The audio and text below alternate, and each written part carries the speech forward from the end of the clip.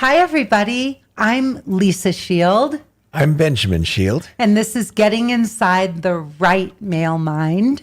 I have created this podcast because I adore my husband. And after 19 years of being in this relationship, being 17 of those years being married to this man, I created this podcast so that I could share him with the world, because some of the conversations that we have are so beautiful and so deep. And Benjamin's perspective on just about everything is so lovely that I wanted women to be able to hear how a truly great man thinks and feels about things. So we want to wish everyone a beautiful, happy new year. It's 2022. Hard to believe for some of us that we made it through 2021, but here we are. Those of us who are here, we made it through. So we are so happy that you're here. And today we have a wonderful, wonderful topic to kick off the new year. We are going to talk about 3 ginormous turnoffs for men. Now, as women, we, on a date, like when you're on a first date or a second date or even a third date, these are the kinds of things that men are going to be looking for and listening for, the behaviors that are going to turn them off and send them running for the hills. So if you ever go on one of those 3, 4, 5-hour dates with a guy and he never calls you back, you may have committed one of these faux pas.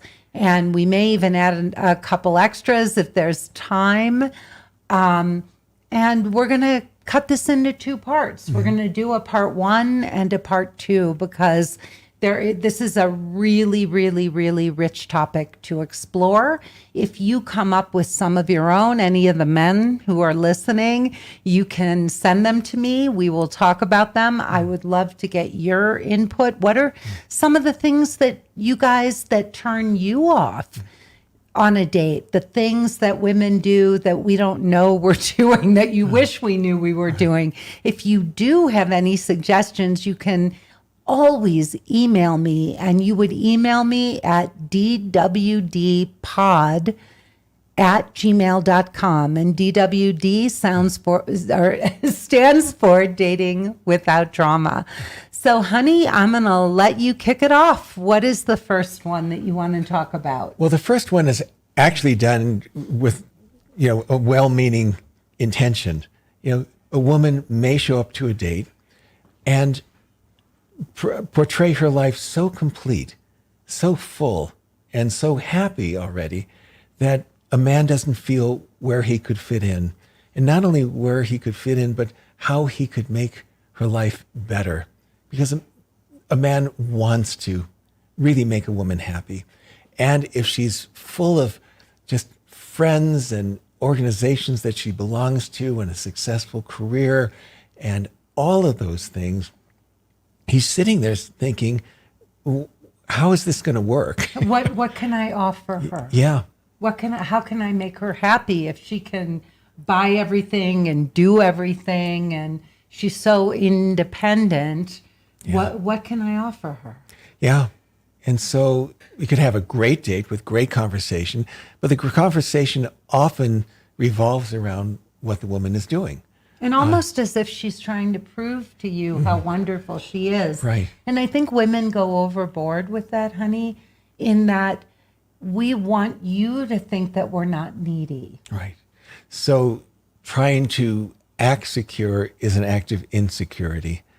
Or acting overly secure. Overly secure. Yeah. Yeah, absolutely. And it's a lack of understanding how men think and feel.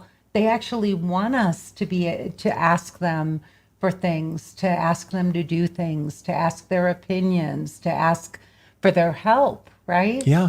And a lot of that is a woman mirroring back a man's masculinity to him, which is so important, even on a first date, in subtle ways. But if a woman appears to have it all together, well, a man can't find a way to fit in and be the man in the relationship. Well, and he actually, I think, feels emasculated and feels also like he's going to have to fit into her life. Yeah. Yeah. And talk about that a little bit, because that is such a turnoff to a man.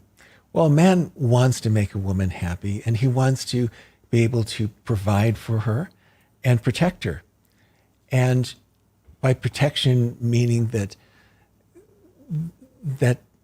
she shows some vulnerability where that a man could really take care of her. Mm-hmm. And that's so important to a man. Mm-hmm. And it's wonderful to sit across from a woman who's so accomplished and, has everything together. And it's a really interesting evening, but it's not going to lead to a second date. Mm-hmm. But it's even more beautiful if that woman who's so accomplished and has so much going on can turn to that man and say, I'd love to get your input on this. Yes. I so value your opinion, and really open up that door for that man. Or, gosh, I have so much going on in my life, and what I'm really missing is someone to share it all with. It would make me so happy if I had a wonderful man like you to enjoy all of these wonderful things together. Right. And it's not just sharing the wonderful things in her life, but really reaching out and saying, and I would love to share those things that are so important to you. Mm-hmm. Yeah, that would really make a man. Yeah. Yeah. That we could feel share, like a man. That we could share the things we both love together. Yeah. Mm-hmm. It's really interesting. We have a couple who's in our mastermind group. So sweet. And one of the most beautiful and touching things about this relationship is that our client is so successful in her own right. I mean, in a very demanding and high pressure job. Very, very, very successful woman. And she and her now boyfriend have read the 5 Love Languages book. And she's aware that his love language is quality time. And the sweet thing is that as busy as she is and as much as she has going on in her life, it is so beautiful to see him reaching out to her and wanting to find things that they can do together. And I remember she said, we decided that we would do one indoor activity and one outdoor activity. Right. And I think their outdoor activity was to play backgammon. And, he is a very successful businessman, but he loves music and he plays the guitar. And even though it's completely out of her wheelhouse, she said she would learn guitar because he wants to play with her. Yeah. And the beautiful thing is that she's open to letting him teach her how to play. Right. And she said, I was lucky to spend 15 minutes or 20 minutes a day practicing. And then when she came on one of our group calls in our mastermind group, she said, and yesterday I spent 50 minutes. And she was so excited, mostly because she knew how excited that made him. Right. So the receptivity, the openness, the willingness of, this wonderful client to open up and make room in her life. He also has a son, and she's in her 50s and doesn't have children of her own, but she's welcoming this man's son. And we ask each of our mastermind clients at the end of the session, they each pick a stretch. And we asked her what her stretch was. And she said she wanted to find more ways to include his son. Right. And you could imagine how a man would feel if it were just the opposite. If a woman's life was so busy and so filled with activities, even if it's really important activities like charities and political actions and all of that. And she would say, I don't have time to learn the guitar. Right. And how the difference in how he would feel if she would say that, as opposed to, well, I can do 15 or 20 minutes a day. Wow. And it would make him feel like $1 million. Yeah, and it's so sweet knowing that he loves spending time with her and knowing that they only are able to spend 1 day a week together. On her drives home from work, they FaceTime and Yeah. they talk when she's driving home from work. And she comes out of this job and she's working 10, 12-hour days. And she makes time. She knows how much it means to him. And she doesn't say, I'm too busy or Yeah. I'm tired or I need to decompress. In fact, she knows it's so important Yeah. to him that she's cut back on her sleep. She was getting like 8.5 Yeah. hours Yeah. of sleep, and now she gets 7. Yes. Because it's so important for him Him. and also important for her. Yeah. Well, she's so happy she found him. Yeah. She's so grateful, and her, out of gratitude, out of love comes gratitude, and out of gratitude we do things for the one we love, and it just comes from love and gratitude. Yeah. So In our course, we talk about finding the guardian of your soul. yeah. And being the guardian of each other's soul means not only taking care of that person's soul and helping it along its journey, wherever it goes, but also allowing someone in your life to be the guardian of your soul. Yeah. And so that balance that I feel that we've found and many of your clients in emotionally naked dating and In my 12-week course. Yeah. and the other courses as well. Yeah. That they have found the guardian of their soul and they are the guardians of their partner's soul. Yeah, and they do these things out of love. They make room and Yeah. time for each other. I know from the very first moment we met, honey, from the very first moment when you were running late, you got lost. Yeah. And so you were late for the date. Yeah. And just how I was thinking about you, I was making room for you, right? Yeah. To be you, because I made room for you, and you felt that when I said to you, you called the restaurant cell phone reception in those days was not the best. Right. And I don't even know if I had my cell phone with me, to be honest. It was 20 years ago, 19 and a half. And you called the restaurant, and you were so exasperated and apologetic.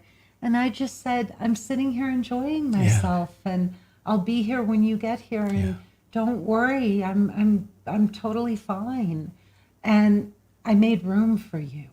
You had me with I'm enjoying myself. I mean, it's because it could have gone completely the other way. Yeah, it could have. And I could have walked into that first date, just knowing that this is going to be a miserable evening, and I'm going to try to make it up the rest of the evening, and I didn't need to. We just started fresh.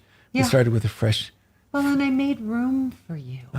I made room for you in my life, instead of saying, well, where are you? And when are you going to get here? And what happened? And I didn't even ask I didn't say any of those things.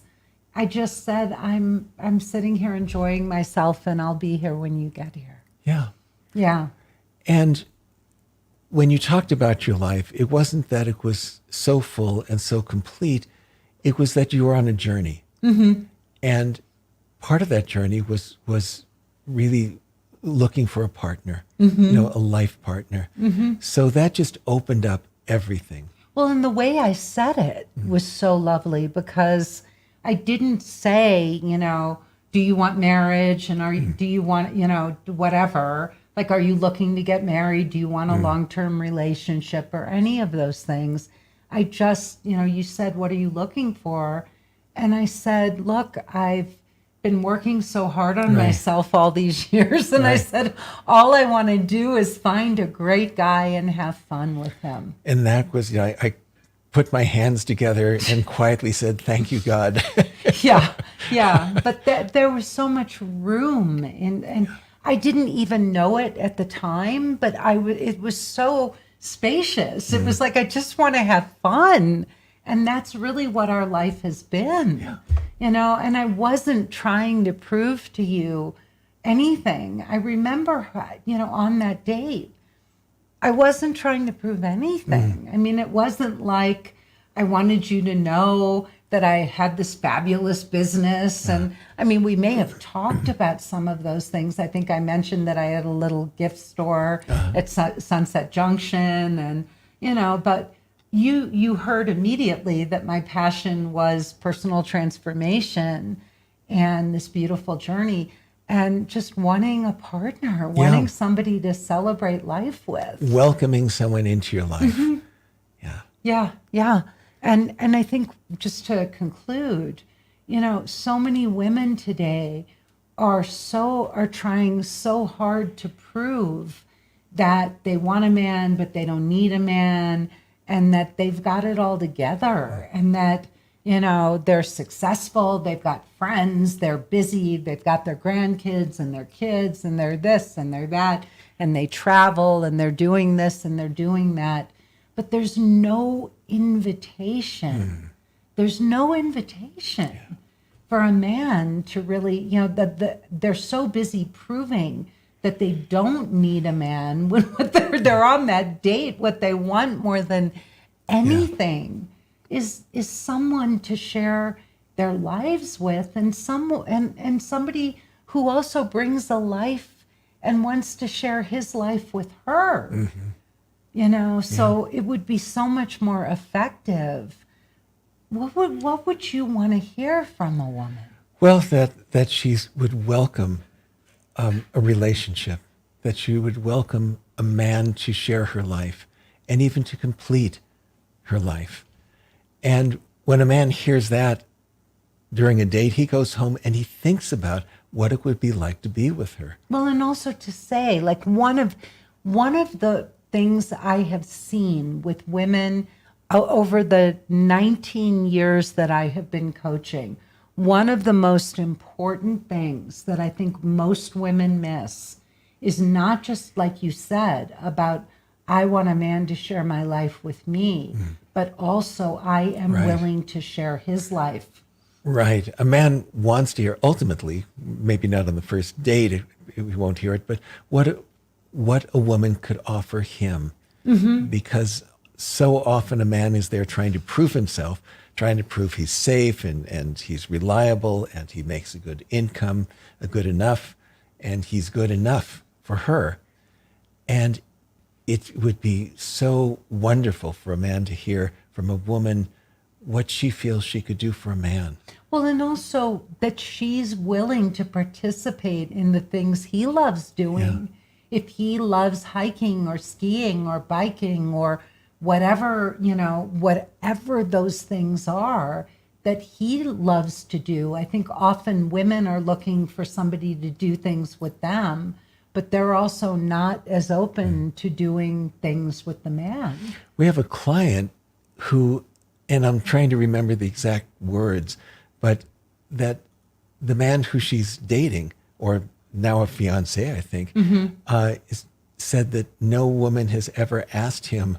How did that go? Yeah, he said no woman has ever asked him what he really wanted. Ever. Ever. Like, he thought it was his job to make a woman happy, and no woman had ever asked him, like, what it was that he wanted, what would make him happy, and then actually did it for him. And now they're engaged. Yeah. So it was really beautiful. But the women that I've seen have written in their profiles a line about how, I love a man who has wonderful hobbies, and I'd love to, do those things with you. Yeah. I'm open to whatever the things are that you love doing, and I would love to share in those activities with you. Yeah. And so making room, in one of the exercises we actually have the women do in the course is to clean out a part of their closet or clean out a dresser drawer. You want a man to give you a key to his place and clean out, a drawer for you. Well, you need to do the same for him. right? Make room for him in your life and welcome him into your life as well, Yeah. and create space. And that may mean getting rid of a few throw pillows, but really making space for a man in your life, in your heart, and communicating that to a man. And to say, look, the whole idea behind attachment theory is that attachment theory is the theory that there are different attachment styles, and that we are all looking for a secure attachment where somebody isn't anxious or somebody doesn't run away if a person tries to get close to them, but where there's a feeling of security that two people really both want to welcome each other into their, one another's lives. And it is so important to open up your heart and make this other person feel safe and welcome. Yeah. And if a man feels that on the first date, there's a very, very good chance there's going to be a second, a third, and a fourth date. Yeah. And not from a needy way, but not from need, but as an invitation. Yeah. It needs to be a welcoming, an invitation. As I said, I'm just looking for somebody to have fun with. Yeah. And when a man hears that invitation, he rises up to the occasion. But if he's sitting there listening to a woman who's so complete, there's no room, there's almost like a barrier. And he leaves feeling smaller. Yep. Yeah. Well, and the last thing I'm going to say is, in a secure attachment between two people, there is need. It's not just want. Securely attached people need each other. We're getting older. We just put our dog down. We let go of one of our children. He had 14 and a half years. I needed you. We needed each other to go through that together. I wouldn't even want to imagine what that would have been like without you. We need each other. And any human being who thinks that another person is like a want and not a need is kidding herself. We need partnership. We need love. We need support. Life is full of challenges, and we're vulnerable whether we want to admit it or not. And having a partner is the most precious gift in the world. So this idea that I want a man but I don't need a man, you're gonna want and not need yourself into being single for the rest of your life if that's the way you're thinking. So babe, let's go to the next one. Let's look at another one. Well, another thing that can turn a man off. Derail a date. Derail a date. I think that's a good one. Yeah.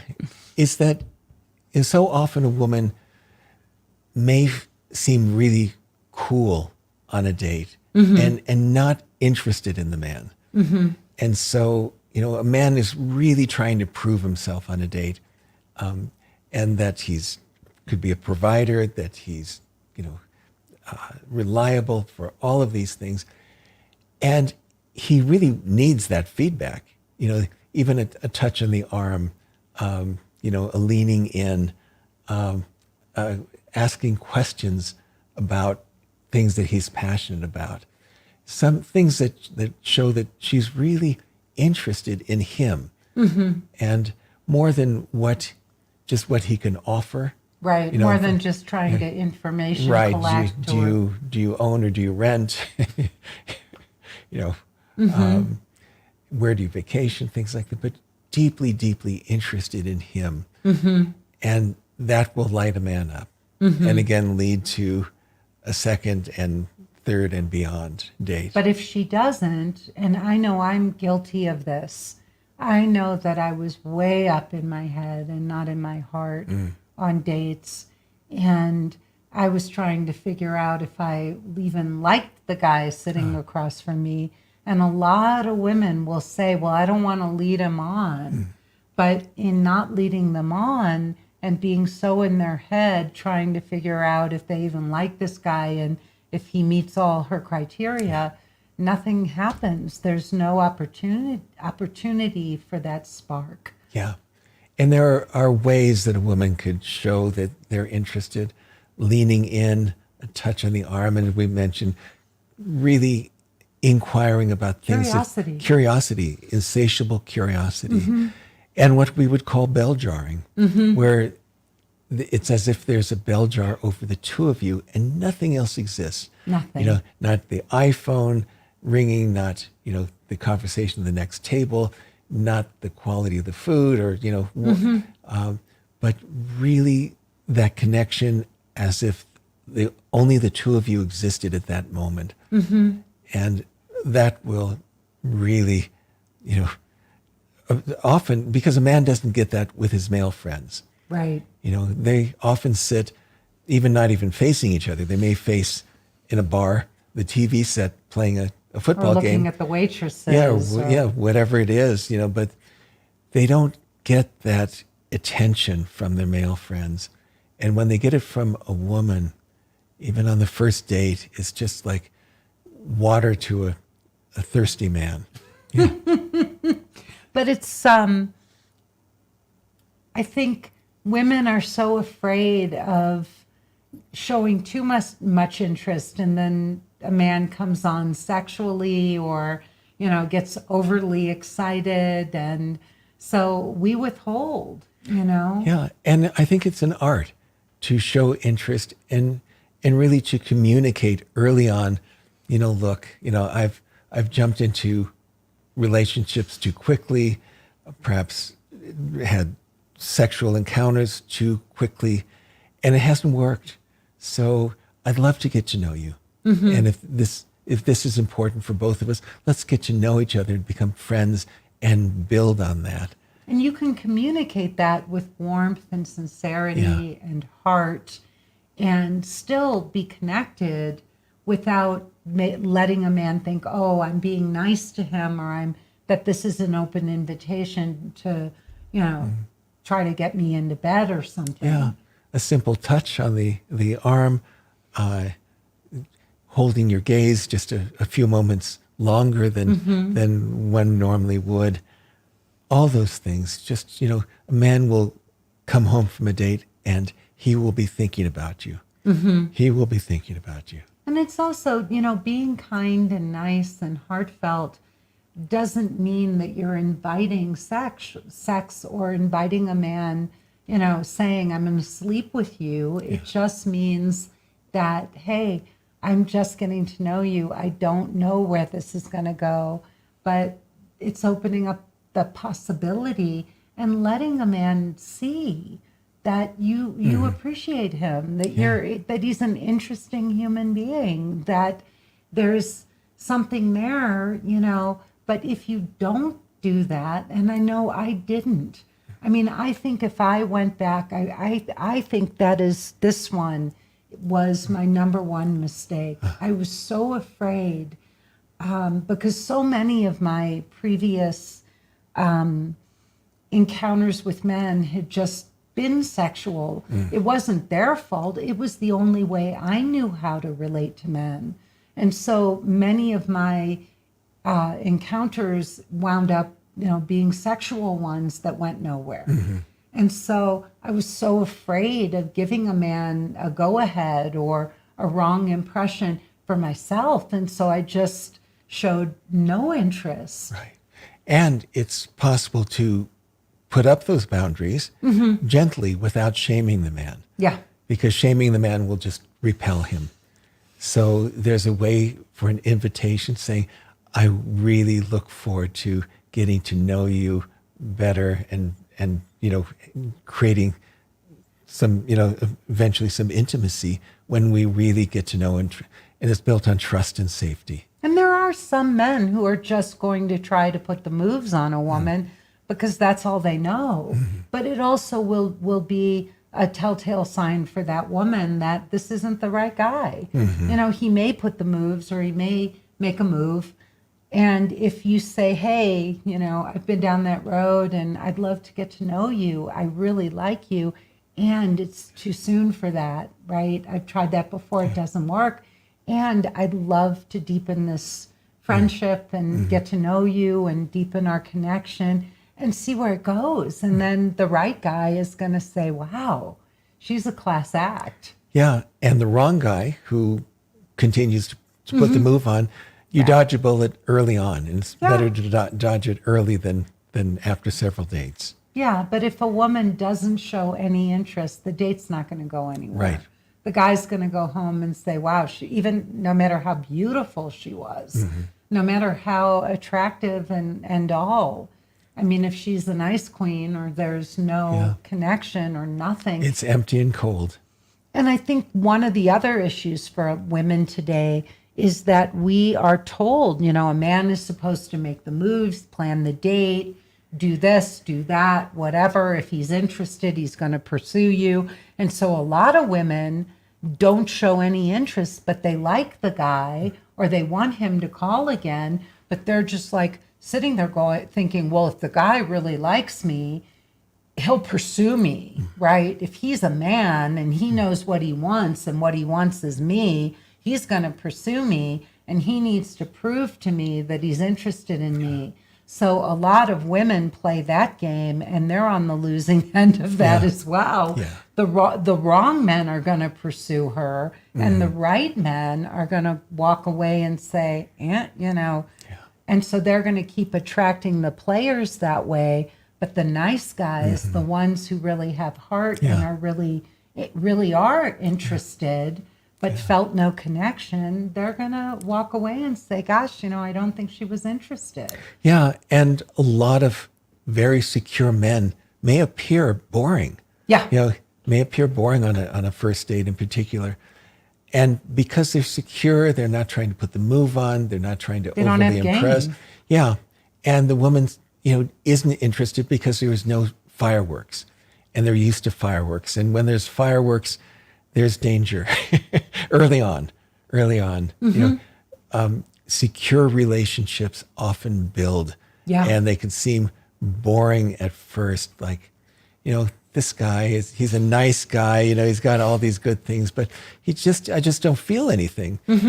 And there's nothing that acts more as an aphrodisiac in the long run for respect and friendship and trust and safety and ultimately being the guardians of each other's souls. Well, and we have a client who is so adorable, educated, bright, successful, beautiful woman. And she met a man who's a little bit younger than her.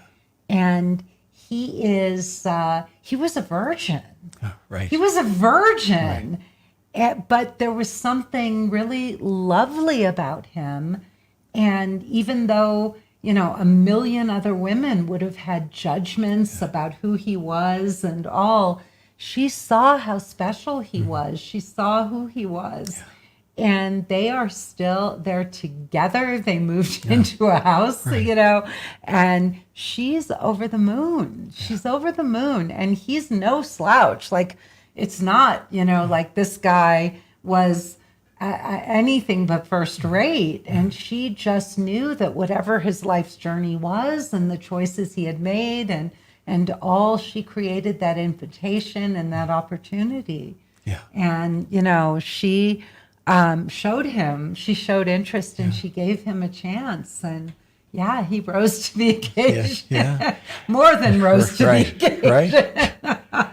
Yeah. And some women will lose interest immediately if the guy shows one thing that, they question. Yeah. Like, oh my God, he drives a pickup truck. I'm not going to go out with a guy that drives a pickup truck. Yeah. And we have another client who they're married now. In fact, we married them at our home in Los Angeles. Yep. Where he drove a pickup truck and she thought he was just kind of not a ne'er-do-well, but down on his luck. Down on his luck. Yeah. And it turned out he owned 3 construction companies. He owned and got out before the crash. Right. This guy was so clever that he got out right before the crash, cashed in, And now they're living in a penthouse in the middle of Memphis, I think, or something. And they have this beautiful home in Mississippi as well. Yeah, beautiful home. And I think he has now opened another construction Right. company, but Yeah, I mean, you but, never know. But another woman may have thought, "Oh my God, torn jeans? Are you kidding me? Pickup truck." Pickup truck." And that's it. She was just Yeah. lost interest, and that would have been it. Oh, and But they're so cute they together. are very cute together. They're so And they adorable. they are having a lot of fun together. Yeah, they said they can't stop laughing. Yeah. His first marriage was a battlefield, he said, of years, decades. And he said he couldn't even imagine that two people could laugh as much together as they do. Yeah. So quite remarkable. All right, babe. Well, another thing that can turn a man off is that when a man is vulnerable, and it's really what we want. I mean, your course is called Emotionally Naked Dating, and which means being vulnerable and doing that in stages. And that is the foundation of a loving, lasting partnership. Yes. Not getting physically naked, but being able to get emotionally naked. Yeah. And so the goal is that a woman will, that both people on a date, even a first date, even if it's just a small amount of vulnerability, will put it out there and then see how it's received and responded to. And sometimes a man just needs to share something. And what can kill a date and kill vulnerability is if a man is asked to process. So he may share something about a past relationship or a disappointment or even a joy, happiness. And if a woman begins to process, Right. asked to process, like, well, how does that make you feel? Oh God, those words, that sentence is just like, Nails on a chalkboard. check, please. That might even worse than we need to talk is how does that make you feel? Yeah. And it could be about something good, but all of a sudden it goes from vulnerability to something cerebral. Mm-hmm. And it just For a man. kills. Yeah, for a man, it just kills it. It just kills it. Yeah, it's a killer. And a man's friend, a male friend, would never ask that. Right. Because a male friend would know not to ask that. Yeah, asking a man, how does that make you, or how did that make you feel? Yeah. Yeah. Sometimes a man needs to share just to get it out, or just to expose a little bit of his emotional life, and without having it questioned or having to analyze it. Or even go deeper if he doesn't want to. Yeah. Like sometimes what for a man is a lot might seem very little for a woman, and she may be wanting more details and more information, but for the man, it's more disclosure than he may have ever given in his life. Yeah. We had a woman who was dating a guy, and he walked her down to the Uber or whatever to go home, and they were waiting outside his building, and he shared, he said, my breakup with my ex-girlfriend was really rough, and I'm still working through that. And she said, God, that's all he said. That was it. That was huge. That was huge for a guy to share that. Huge.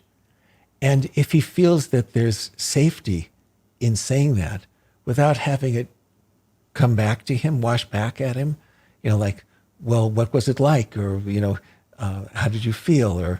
Or what was wrong with it? Or, all these questions, it just doesn't create that safety that a man needs to be able to share himself. Yep. So one of the worst lines a woman could ever say, or questions a woman could ever, ask a man is, how did that make you feel? Yeah.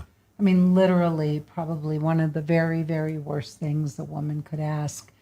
And men will, if a woman is quiet and if she doesn't process, they may open up even more just on their own. You know, just all a woman would need to say is, "Wow, you know, thank you for sharing that. Yeah. Thank you for sharing that. I know that must have been hard for you." Yeah.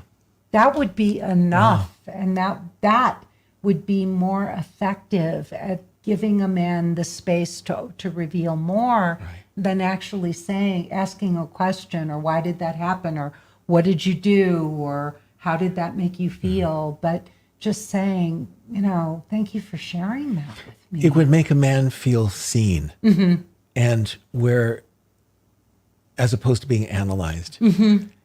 And it would feel that someone was with him shoulder to shoulder rather than someone was being like a psychologist, you know, and saying, well, tell me, you know, how did that make you feel?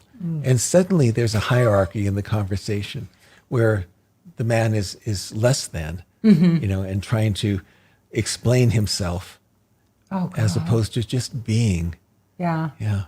I think it's so important for, you know, I love that you're sharing these things, honey. And I'm listening to this and I'm thinking, God, there's just so much that we don't know. It's kind of like when there's a death, you know, when someone dies and you don't know what to say. You know, you feel like somebody lost a partner or a loved one or a child or whatever, and you want to be empathetic, or you want, you know, and you're at a loss for words. It's almost the same with men and women.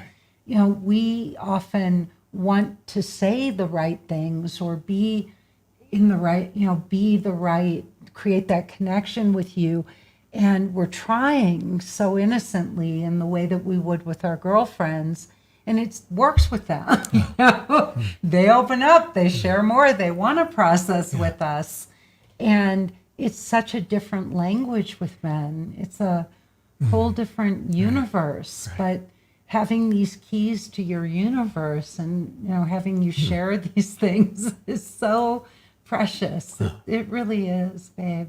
Well, I think this is a good time to end.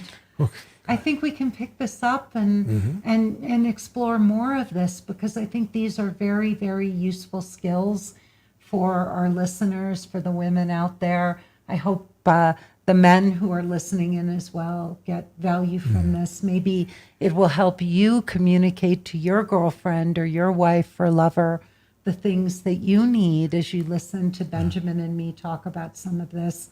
Because I think the sadness is men and women so desperately want to connect and we don't know how. And then we come away from a date and we just feel like, wow, that was a colossal waste of time. Or very often women feel we brought so much of ourselves, we thought we were doing everything right, and, you know, and nothing happened. We don't get a call back. We don't get a second or third date, and we don't know why. And I think this is really useful. So we'll do more of these. I look forward to it. That's great. All this right, was baby, fun. I love you. I love you. Thank you for doing this. This is Getting Inside the Right Male Mind with Lisa and Benjamin Shield. Thank you so much for joining us. Please like and rate our podcast and go to YouTube and sign up for my YouTube channel. You can find us. This is Dating Without Trauma. We release 2 episodes a week. One I do with Benjamin, and I do a second one called Lunch with Lisa. Please, you know, give us your feedback. Let us know what you think. Tell your friends. And if you're interested and you really want to find the guardian of your soul, then please go to lisashield.com and watch my free 45-minute presentation. Many women say it's the best one they've ever seen. They take notes. They show me their notes. And if you really want to jump on a call and even work with Benjamin and me and find a relationship like ours, then you can sign up at the end of that webinar, that 45-minute presentation, for a consultation, and we will talk to you about how we can change your life, your love life forever. Happy 2022. Right. I hope it's a wonderful year for everyone out there. And we hope this is the year you find your guardian of your soul. Love to you all. Come back and see us again. Bye-bye.